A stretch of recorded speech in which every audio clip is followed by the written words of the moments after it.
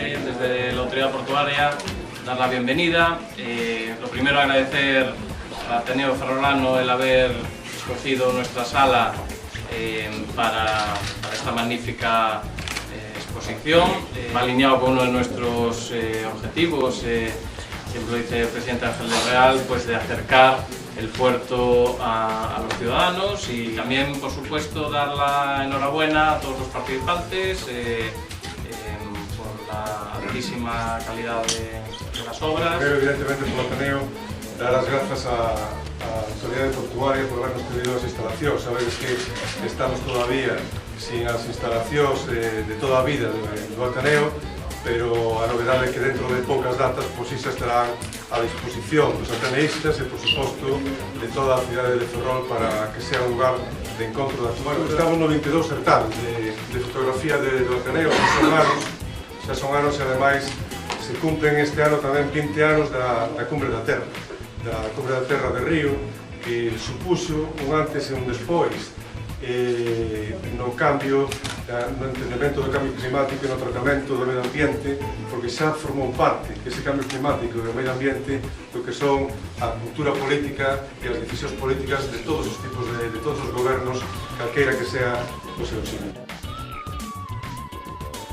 Unha vez examinadas a totalidade das fotografías presentadas a concurso, de acordo que as bases que por unanimidade deciden descualificar un total de 0 dos traballos presentados por non asustarse as bases, seleccionar 50 das fotografías presentadas a concurso para incluir na exposición itinerante, tal como se indican as bases, en que participa o autor fotográfico do Ourense.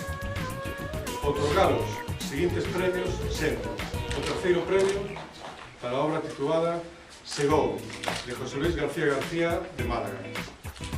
O segundo premio, Mi Rincón, de Víctor Rivera Jode, de Ferrol. E o primeiro premio, Cativeiro, de Ana Isabel Pernas Tarracido, de Carín, de Ferrol. Así mesmo, gracias.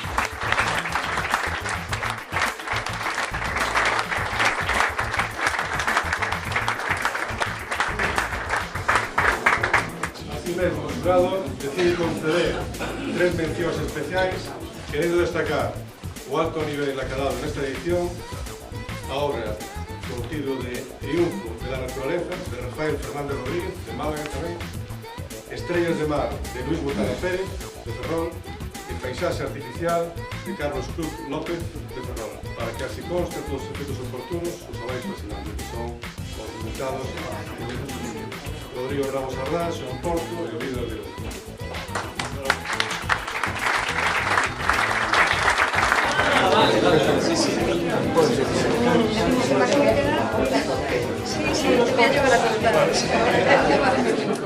Sí, bueno, trabaja mucho por detrás.